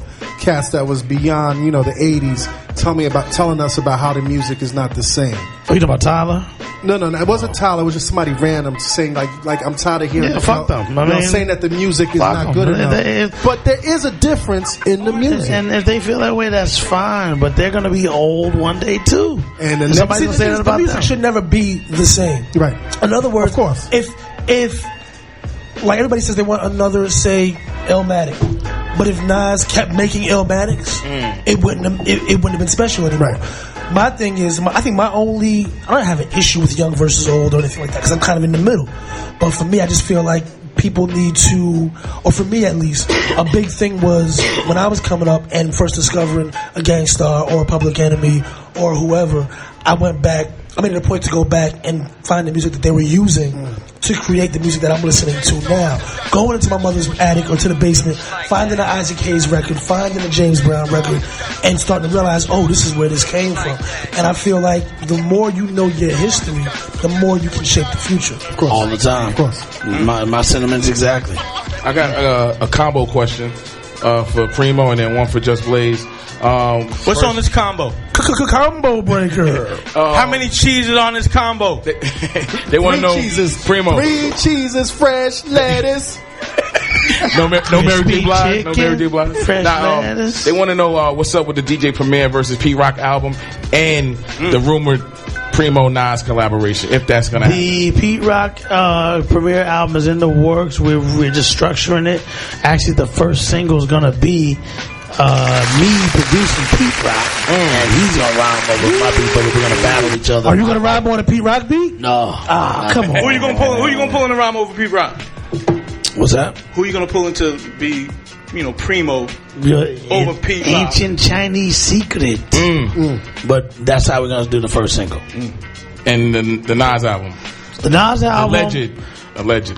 All I can say is it's really coming. Really? That's all I can say. I can't say anything else because you guys kind of really coming. Y'all been saying that for a while. Yeah, Scratch magazine cover. I'm saying it like it's. I remember running into you at the Doom concert at the Nokia Theater. And you're like, it's really coming. I don't know if I said it's really. You told me. You told me we was in the audience. So it was coming, but now it's really coming. Yeah, and that's all I can say. That's all I can say. Trust me. I'll tell you this though, man. I wouldn't lie to you. The good thing is this, man. You and Nas have been making shout to Esco music recently. Like, tell us about the Berkeley Orchestra. That I didn't even ask for Nas to be on that. They did. You up on that, Just? What was that? The Berkeley Orchestra. The Regeneration. Regeneration. The movie, the documentary movie with me, Skrillex. Me, Skrillex, Crystal Method, right. Pretty Lights, and Mark Ronson. Who sponsored that? That was sponsored the Grammys. Sponsored that. Right. Yeah, the Grammys and what's the car? Audi, Scion, Chevy. No. That wasn't Scion. Dodge, Hyundai, Thunderbird, Fiat, Hyundai. Shout to Hyundai for doing that. They made the sport car for the launch of their new vehicle that's coming out this year, and it's a fast little car too, and it comes with the Serato turntable mixer. So did they make a commercial? Primo, did they make a commercial of this? Huh? Did I miss the commercial of this? The Veloster, yeah. Did you miss the commercial? Because Hyundai has that white rapper. Man, Hyundai, show me the Primo commercial, Hyundai. Yeah, well, we got the documentary, Regenerations. And it's on Hulu right now, too. So it's on Hulu. It's not on. It's not on TV. Oh, okay. Yeah, it's just a documentary. Right, it's on Hulu. 5 DJs were picked to learn a genre of music and create a brand new song from what they learned and then make it into a new record. Right. I was picked by classical. We didn't get to pick our genres. It was rock, country, classical, soul, and jazz. I was picked to do classical. They explained to me what I would be doing, and I would be learning how to conduct an orchestra. And now, how was that? That was an incredible experience of all experiences for me. I now respect classical music. I want to go to an opera now. I want to see a lady, do the whole singing opera. Because now I understand how I've been sampling it for years. Right. But I'm just looking for a sound that I know I can make it funky to a kick and a snare and boom bap it. This is literally understanding the music as a genre of its own, and then meshing it with what I do and creating the thing to show that we can create something from scratch. And that's what we did. Shout out to my tutor, Bruce Adolph from the Brooklyn Academy of Music and from Juilliard. And then shout out to Steve Weber from the Berklee College of Music, who really taught me a lot about how to listen and respect this music, and they reached out and said, hey, we want Nas, since you're on Rock the Bells tour, we'd like Nas to be on it. And I said, well, reach out to him, and if you need me to explain it to him, I'll holler at him. And then they asked me to explain it to him, and I called him. He was like, I'm with it. And he wrote it on the spot. Just a little simple, quick 16. Nice. Now, aside from Guru, who's your favorite artist that you've worked with? Like love? That I worked with? Yeah, that you've worked KRS. with. KRS one. Jay is just in and out. Boom. Right. Easy. Biggie, in and out. No, Biggie, drinking, smoking, bitches. All right, I'm ready to lay my vocal. And now it's almost 7 a.m, but he's ready now. And it's like, you've been sitting there with that notepad and nothing's on it but maybe, thinking he writes shit and he's ready to do it. He don't take nothing with him. He just go on the booth and spit it. Like, damn, this dude don't write his rhymes. And that's the first time you saw that? That's we did Unbelievable. I just didn't know. Which is actually probably my favorite Biggie record. I appreciate it. I definitely. Well, Crack Commandments was a promo for Angie Martinez, so 10 Crack Commandments. Yeah, it was the Hot 5 at 9. Right. Wow. That's why it just goes to 5. Right. With the scratch, and it only goes to 1, 2, 3, 4, 5, 6, 7, 8, 9, because it was 9 o'clock for Angie Martinez. She played the top 5 records. That's why I just keep cutting 1, 2, 3, 4, 5. I always stop at 5. If you listen to the record, the Biggie record, it never goes past 5 until the 1, 2, 3, 4. Just and that, again, that's what I knew DJs would be like. Oh, he's cutting just to 5 for 5 o'clock, and just to 9, then the intro, and at the end, that was it. But Biggie and them heard the promo and said, yo, we want that for a song. And he said it's called the 10 Crack Commandments. That's why I was like, well, damn, the Chuck D only goes to 9. And I just took one of my astronaut T-Mars, 10, 9. Just took the 10. Flew that in. And Chuck recently came out and said that whole lawsuit. Yeah, I saw it. Chuck's my man. I mean, like, how does it feel to get sued by Chuck D? B? Well, you know what? He explained that it was a lot of back and forth, and we were on tour together. It was us, Cypress Hill, Gangstar. I was rude then, but I've grown up since then. And when Jam Master Jay died, Headquarters had just died 2 days after Jam Master Jay. So I was preparing. I dressed him in the casket. His mother asked me to dress him. So my mind's on that, and still going to Jam Master Jay's wake. Right. And then there's this attention to the fact that he was murdered. So they were both murdered. Right. So the cops and just the pressure, you could just feel the tension there at the funeral home and everything at Jam Master Jay's shit. But it was just dope seeing everybody dressed up like Run DMC with the Adidas and the hats and gold chains. Everybody, even Leo had it on. You know what I'm saying? And here's a question I'd ask you. In light of that, somebody samples. Oh, I'm sorry. We got a special caller that's calling in. And who's this caller, AK? Caller, you on the line? Hello? Caller. Can y'all hear me? Yes, yeah, sir. We can hear you. What's going on? Who's this? Yeah, this is Phil O.G. Buffy, Refugee Came to Life. Oh, Bun B! Uncle Bun. Yo, what up, Bun? What's going on, Bun? Not too much, man. You know what I'm saying? I had to call in and check in with some of the Trillers brothers on the airwaves. All right. Like they say in Texas already. And I also wanted to congratulate the newest member of the team, Megatron Time himself. Yes, sir. Thank you, Uncle Bun. Appreciate you. How you been? How you doing, man? How you been, man? I'm blessed, man. I can't complain, man. God is good. I still got hip-hop in my life. I still got family in my life. Still make money doing what I love, man. Ain't no complaints for me. That's what's most important. We get to make a living doing what we love. It's like you don't have a job. Even if you get up and go to work, you don't have a job. Exactly, man. What's going on, man? What you been up to, though? Not too much, man. Getting ready to start teaching again in the fall.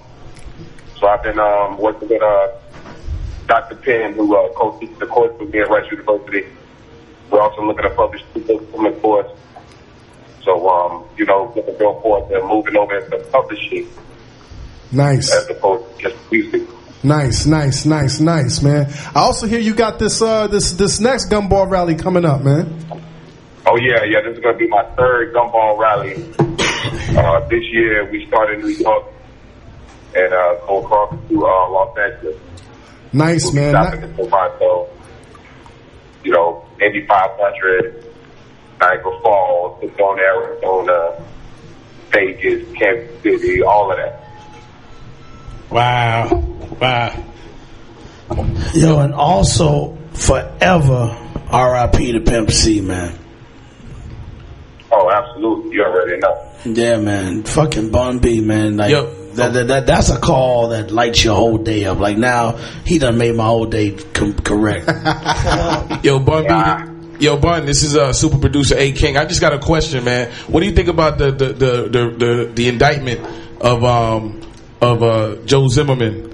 George, same shit. I'll get it George right. That's Zimmerman. the right name got to be said right for that. The indictment of George Zimmerman out in Florida. Well, I mean, it's the beginning of the judicial process starting to take shape.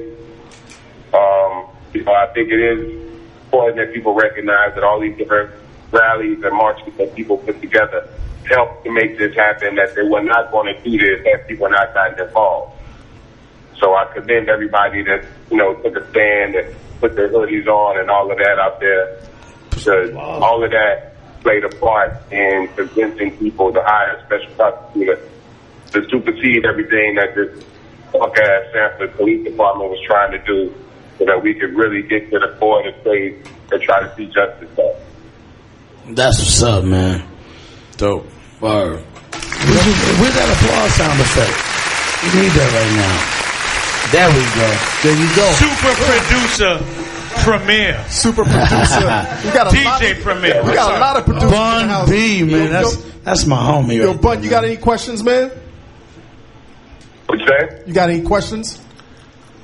Do I got any questions for Premier? For anybody in the room.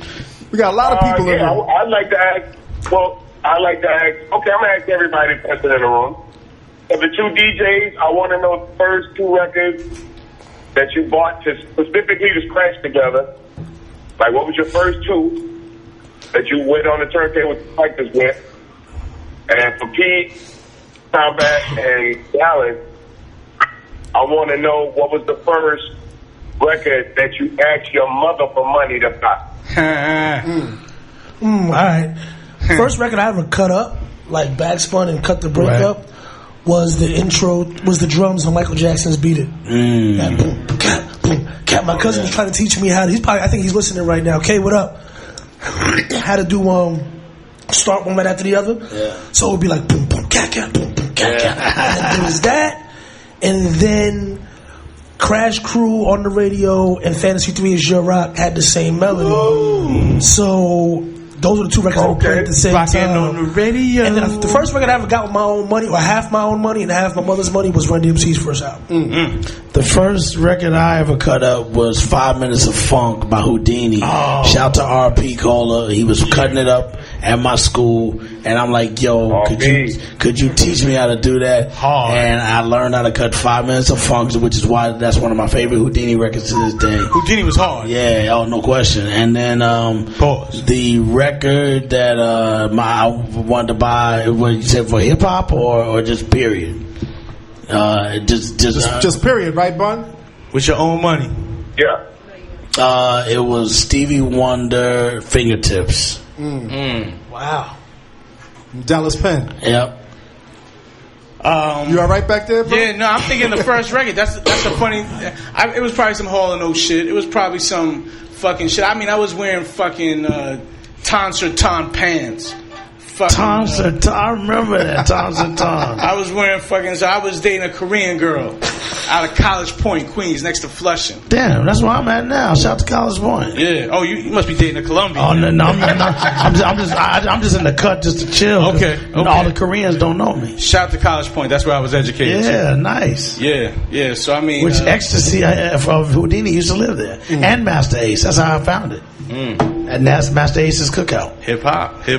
The first record I bought was Isley Brothers, Fight the Power. Woo! And I was just so amazed that somebody cursed on a record. Where'd you buy that? Burdell's? Bullshit. I bought it on someplace on Nostrand Avenue, man. Burdell's. Might have been Burdell's. Shout to Nostrand Avenue. Plus the album cover, Go For Your Guns with all the smoke. The first album I bought was Chocolate City Parliament. Wow. Parliament Funkadelic. That was the first album. How about you, Bun? The first record I ever bought, I saved my allowance up to buy Ring My Bell.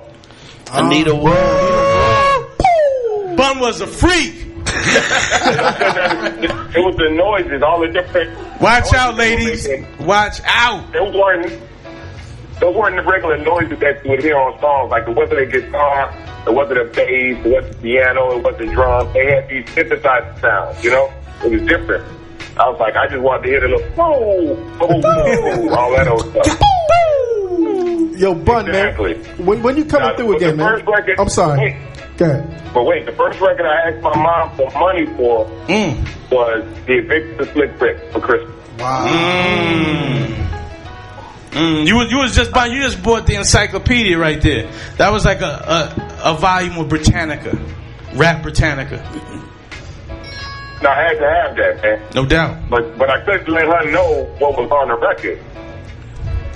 Because you got to remember, the first song on that record was Treated Like a Prostitute. And you also had Lick the Balls. Lick the Balls. You know, Mom would have heard that. It would have been a rap. Yeah, that's crazy, man. Yo, when you coming up top again, man? We're coming soon, man. I would have been there today, man, but I couldn't get my flights right. But I'll be there. I'll be back quicker than you think. Take your time. Take your time. Take your time, man. And when you come, man, we definitely got to talk about that gumball, man, because that's King. amazing. Let's do it. Matter of fact, I'll be up for the gumball. Oh, excellent. Excellent, man. Well, listen, Bun, man, you've been incredibly supportive to this movement, man. You know, much appreciation, man. Thanks for calling in, my dude. Bun B. Yo, P. Yep. We could keep here all night, man. Okay. No. We're gonna take a quick music break. Nah, we done. We done. Yeah. We done. You got any more questions, Just? I could do this all night too. So I'm gonna call it. I'm gonna call it in. Listen, man, this is where we at. Okay. We're not going anywhere. You know, so if you got anything you want to play for us, man, anything you want to bring to us, I didn't even bring no music. Let us know, man. I wish I knew that. I would have brought you up. Actually, what you mean you bring no music? You sent the music 20 years ago. You please either do. When we was in Paris, when me, you, and Al, you know that club burnt down. Niggas in Paris. Yeah, the club burnt down. Get the fuck out of here. Yeah, they tried to rebuild it, but they say that place was crazy. Wow. But the joint we talked about it in the van is a joint that you played as an intro. Please, either please just make a beat out of it or just slide it to your little brother over here so I can do it justice. I did it as an intro? Yes. It was the intro that you played. And it was these strings, and it wasn't old. It wasn't. It sounded like it was maybe from the early '80s. It was kind of had synthesizers, but you came out to that, and you hyped the crowd up off of that. And then you went into your show. And we talked about. I asked you about it in the van. Like, yo, what is that? You told me what it was. I still have my intro folder from that night. So if you want to come outside on the way out, I'll play it for you. And if whatever. Yes. There you go. I'm about to make the best beat ever. Yeah, I still have all that, and I have an intro folder. So cool. I just always switch my intros. Anything else you want to tell the internet that you're working on? Like I said, man, the album is out. Bumpy Knuckles and DJ Premier Collection. We're dropping Collection 2 before the end of the year. We're actually dropping the acapella album on vinyl and digital, and the instrumental album vinyl and digital simultaneously in 2 weeks. Nice. So look out for that. Nice. And Instrumentals. the reason why you get distinguished, the album cover is the exact same, but only my face is on the instrumentals and only his face is on the acapellas. You got to get both. And my acapellas have all my scratches in it and everything. So you can steal it, whatever. You still can't fuck with me when it's time to go in and lay it down. Nice. And unless it's Just Blaze, he can cut it. And the Nas album, that's coming out when? I can't say. All I can say is it's really going down that soon. Wow. Y'all got some records in the can already? I can't say anything but that soon. I will respect that. I gotta respect Nas, how he wants to deal with things, and he ain't gonna say nothing either. What are you listening to these days? Right now I'm listening to let me see. Right now I'm listening to What do I have in the car? I have the Showbiz and AG Mugshot Music Preloaded album. It's a free album that dropped in May 8th. Just straight raw. I heard it was good. I heard it was real good. So I'm listening to that. It's all produced by Showbiz. Right now they're updating the new album, Mugshot Music. What else am I listening to? Listen to the NYG's album because I'm mixing it down right now, and it's all produced by me. So that's on the Year Round Records. So shout to Panchi and Shabino. I'm also listening to Mesopotamia by the B-52s. I'm also listening to Van Halen's new album. They're on tour right now. How was that? I heard Howard Stern was saying it was pretty good. David Lee Roth sounds strong on the vocals, and even though I wish Michael Anthony and it was in the group again, it is what it is. And I'm a big rocker, so I know my rock music. What else I'm listening to? I'm listening to Prince, Dirty Mind, incredible album. I'm also listening to. Still listening to Drake, to be honest with you. The new Take Care album. I've always liked Drake. I don't know why everybody hates. They did this hate for. They're not cut from my cloth, but still he's got some lyrics. But yeah, they're not from my cloth, and our cloth is already it's already established. It's already in the family. Yeah, so I'm listening to that, and other than that, I'm back on like Parliament and Funkadelic and just old stuff, man. I'm listening to old Rush albums. I'm listening to. I just brought the King of Rock Greatest Hits, Run DMC in the car today, just to pop it back in. Sitting down on the counter, and I was like, you know what? Let me start banging this again. So yeah, I'm back on Run DMC. You reminiscing on some old Mobb Deep? Nah, I mean, when they had the EP out, I was listening to that, but, and I hope all that crazy controversy with them ain't, all that lopsided like that. Those are my boys. We hung out back when they was youngins, when I met them through Large Professor and did the remix of Peer Pressure. And shout to Prodigy and Havoc. I hope all this stuff is not true with all the, whatever. I mean, the gay part, whatever, be it true or not, I don't give a fuck about all that. Gay people exist. Right. And if you hate on them too hard, then they got the power to shut you down. Exactly. Know your industry and all that stuff. But I mean, whatever's going on is what's going on. It should be about the music and how they living as people. Period. Exactly. Point blank. And same thing with us. We should be living right and make sure that we all are doing something to make the world better. I'm here to make the world better.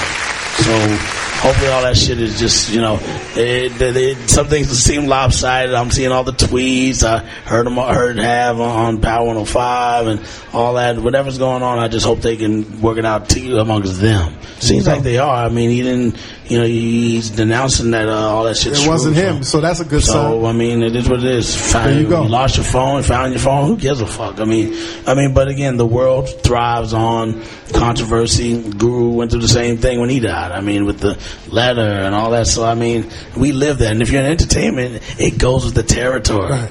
We're watched. And, shout to Derek Jeter. One thing he said a long time ago, he said, man, one of the worst things that ever happened in my career is the camera phone. Mm-hmm. And I said, yes. You know what I'm saying? Because not everything is gotcha. Primo, as a baseball fan, I mean, is it crazy that Astros? 100%. But hold on, is Derek Jeter not the greatest Yankee of all time? He's one of the greatest Yankees of all time. Not you know what I'm saying? He's not the top? Oh, he's very top. I mean, come on, look at all the accolades he's got at a young age. Nobody else did it when blacks could play. No question. Babe Ruth did it, blacks couldn't play. Yeah. Blacks couldn't play with DiMaggio. Yeah, true. Blacks could play when Mantle was playing, but you know what, Mantle fell apart. Yeah, but Mantle had Marilyn. DiMaggio had Marilyn Monroe. Yeah, but I mean, and then he had whack endorsements, Mr. Coffee. Like Jeter's got the boss endorsements. Ford. Yeah, and the Steinbrenner the father really loved Derek. You know what I'm saying? So he got to really enjoy shit before the camera phone. Yeah. Shout to Derek Jeter. Word up, man. Peace to Gene Stick Michael. Wow, you fucking went there. You're a true baseball head, aren't you? Pause to Stick. I know you. I was looking. All right. You had a funny look on your face when you was going there. Yeah, he had a funny look on his face. It's that liquor, right? That liquor's running through your system. Internet. Funny look on his face. DJ right. Premier. Oh yes, man. Sir. So Houston, huh? Yes, from Say Sauce to Daniel. So. we're talking, 71, 72 Astros. So I go back to those eras. Even with the Oilers, I was so hurt when they went to Tennessee because they took the mascot away. When the Browns moved, they were still the Browns. But when the Colts moved, they were still the Colts. When the Raiders moved, they were still the Raiders. But the Oilers move, and now they're the Titans. The Titans, right? And they at least be the Tennessee Oilers, but they're Tennessee Titans with our colors. I tried to ride with that for a long time, but Houston was without a team until almost 6 years, and then they get an expansion team, which makes it worse because the history's been stricken. Right. It's almost like being it's almost like black folks knowing about slavery and being discriminated against. Same thing. I was so mad at Bud Adams. I was like, damn, I'm going looking for Bud. But, the Houston Texans have finally gotten to, more of being contenders in the league. And, they really came through this year. And hopefully they'll do it next year. I know they're losing Mario Williams and a couple other heads, but they still got some weapons, especially on offense, even though defense wins championships. Take it. And speaking of Oilers, everybody's like, oh, Warren Moon, and no. Dan Pastorini. Whoa. Before Earl Campbell. Whoa. Before Kenny Stabler. When it was Billy White Shoes Johnson. One of the first athletes to ever celebrate in the end zone. And wear white shoes. Yes, and the long white socks and do the funky chicken. That was before all the celebrating in the end zone. He was fast. Shout to Billy White Shoes Johnson. Amazing, man. Amazing. Dude, amazing. Thanks for stopping by. No doubt. Anytime, man. I felt at home. Well, you're supposed to feel it doesn't matter what you speak on. I'm not gonna dance around it. No, you're supposed to feel like you never. I'll dance around some things because you just can't go there. Like I said, can't talk about Nas except for it's really coming soon. 2013. You said I can't say that. see, I've been going to London for years. Anybody that travels, when you go, if you've never been on tour in Europe, when you go to London. If you don't have a work permit and you are doing a show over there, don't say that you got a show and you're making money and you have no work permit. They're going to take you in the back and they're going to charge you and you're going to pay a lot of money, or they're going to send you back and deport you and lock you up. These days, they probably just deport you. Just say you're there seeing, Elliot. That sounds like a British name. I'm going to see Elliot. Elliot with the bad teeth. I'm on holiday. Yeah. I'm on holiday. And just go through. The people, I've been hearing all these stories. I've been hearing all these stories. I'm like, yo, why did you tell them that? Like, were you not? Because you remind me of one of them. You'll say, so you're gonna be here till Saturday? No, I'm being here till Wednesday. So you're gonna be here Saturday morning, right? No, I'm gonna be here till Wednesday. They try their best to trip you up. So you're gonna be here till Wednesday, and then Saturday you're gonna be here again. You're like, no, but you gotta peep all that. So just like you said, 2013 Nas, I heard what you said before and it's not working. Okay. Combat Jack, everybody. There you should work. If this don't work out for you, you can always get a job at the TSA. Word. You go. Word. Well, I don't foresee that happening. Back check. Anytime soon. Combat, I gotta ask Primo one last question. Germany's good. Germany, they don't care. Well, I come from the days where they used to actually surgeons fill us up by our balls and all that shit to going through the borders. The Germans, right? Yeah, and I didn't like that shit. You like being touched upon? Nah. That was a German dude going, lick your balls. Come on, man. One more question, Dallas. Primo, what's your most enduring memory of Guru? Something that you probably never shared with anybody else. Something that embarrasses you. But you love him for that. Okay. Oh man, there's so many. Wow. Fuck, man. I remember one time he bought some Doc Martens when we were on tour, and even though Guru had his own style and everything, if you cracked on something that looked corny to you, he will literally go back to the store. I don't care if it's an hour away and come back with some newer shit and go, what do you think about this? And be like, yo, what'd you do with the other shit? Oh, I went back to that store and took it back. And he was always known for doing that. But when he had the Doc Martin, just like, yo, dogs, that ain't working. I'm gonna be on low cut or high? The high ones. High, all black, of course. All black? No, the kind of reddish ones. Oh, whoa, no, the oxblood. Yeah, he looked neo-Nazi. That was some East Village skinhead. But Goo could do that. Right. He could do that because he had a style of his own. You know what I'm saying? And he'll be like, yo, I'm dope, right? And it'd be like, nah, but if he thought it was dope, that's not hitting in New York, but if he thought it was dope, he's sticking to it. And he'll be like, yo, well, fuck all y'all. Like, that's good. Yeah, what are you doing for his anniversary of his passing? We had wanted to do a 50th anniversary for his 50th birthday last year, but it just didn't add up right when we were getting close to having it all organized, because I wanted it to be heavy. And the date is what's the date? April 19th when he passed. Yeah, so I'm going to still do something because his family wants to. Of course. But I told them, you can't just do it's got to be done mega right. And otherwise it's not worth doing it. And I said, so being that we couldn't arrange all the people we had, our lineup was crazy. I mean, I even reached out to Jay, Eminem, everybody, and Scarface, everybody. And everybody was down. Yeah, 100%. It's like go and just do all these crazy surprises and time it out and just do it. And not that it can't still go down. Right. I mean, no matter what, we're gonna eventually do it. But it would have been so dope to do it on his 50th because that's a milestone. Of course. When like everybody's like, oh, you're gonna have a birthday party. When I'm 50, I'll do one because that's a different type of milestone. 47, 48, 49, nah. I'll wait till 48 is good. Not 50. 50 is better. 50 is better. 50 is a milestone. Well, keep us posted, man. Yeah, no question. Posted. Once again, man, thank you. Absolutely. Combat Jack, ladies and gentlemen. Featuring Dallas King, Just Blaze. We got to figure out what we're going to call the show now, man. Yeah, it's getting kind of long. It can't just be the Combat Jack show. Wait a minute, hold on a second. How is this not the Combat Jack show? There's too many moving parts, Dallas.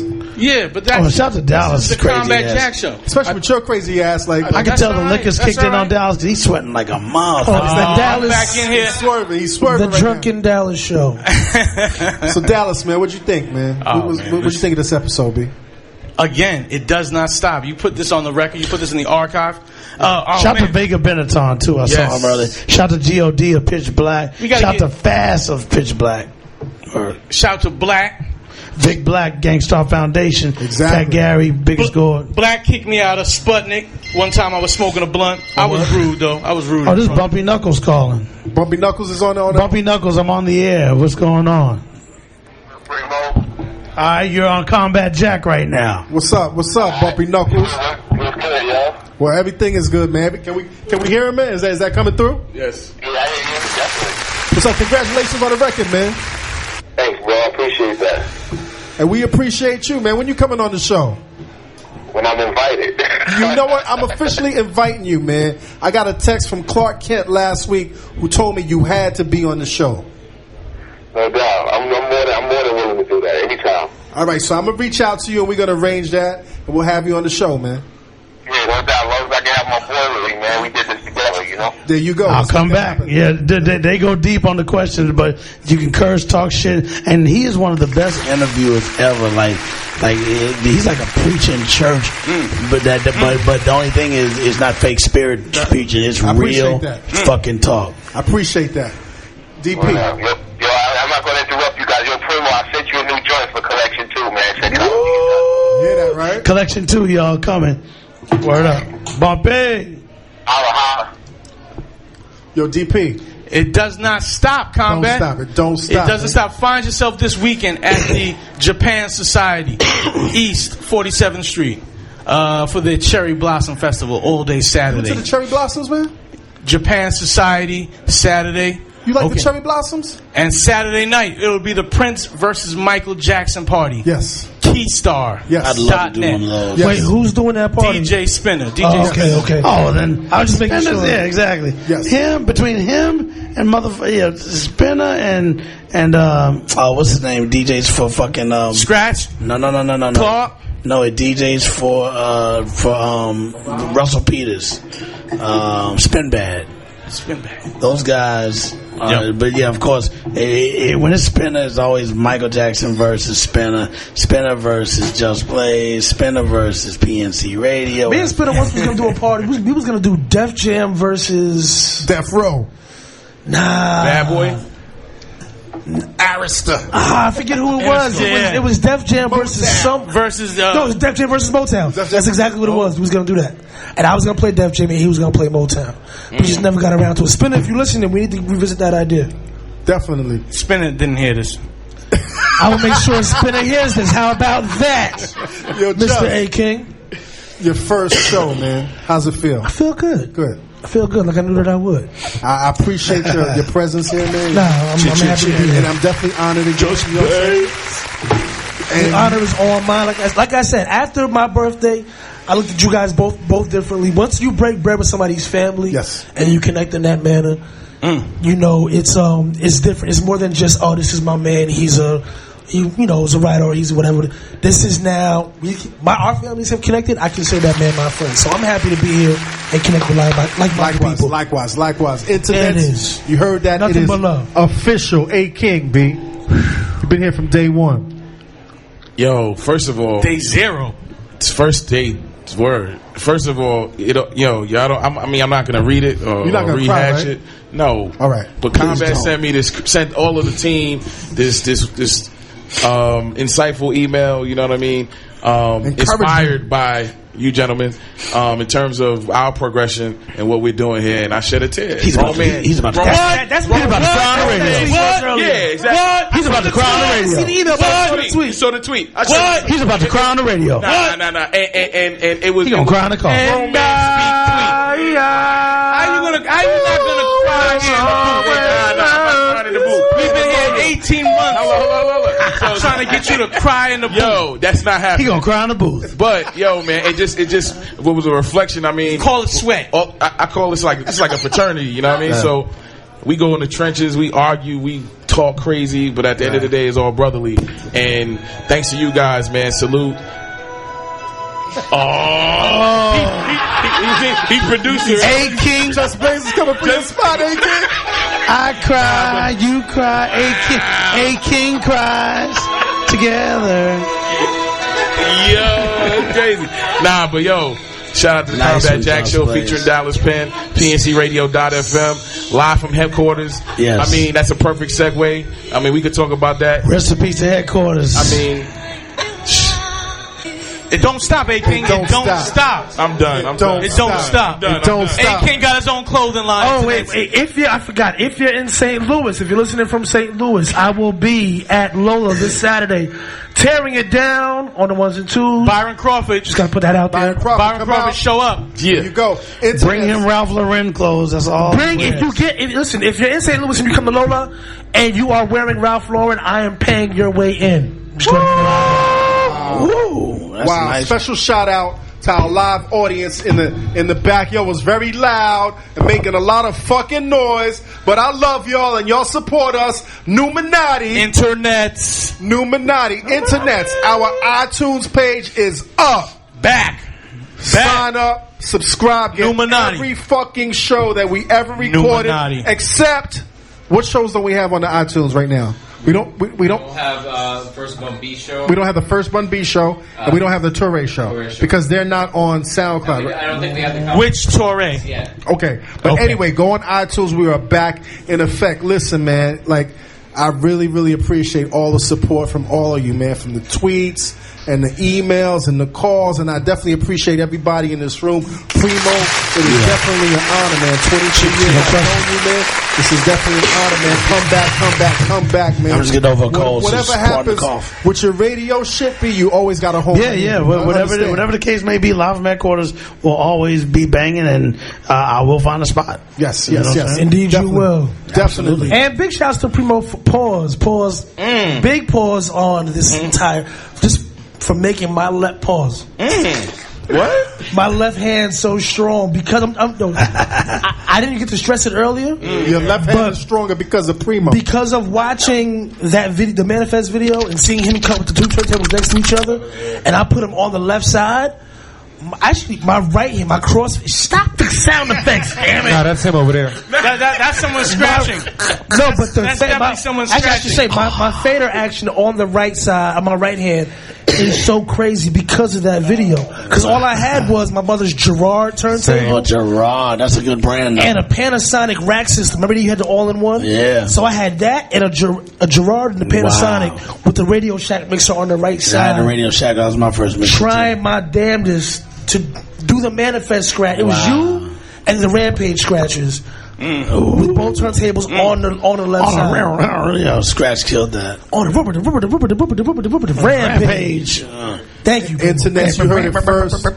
Just Blaze's left hand is strong. And on that, I do a lot of things with that left hand, baby. And on that note, you know what it is, man. Dream them dreams and man up and live them dreams. Because a life without dreams is black and white, and the universe flows in Technicolor and surround sound black. And you might find yourself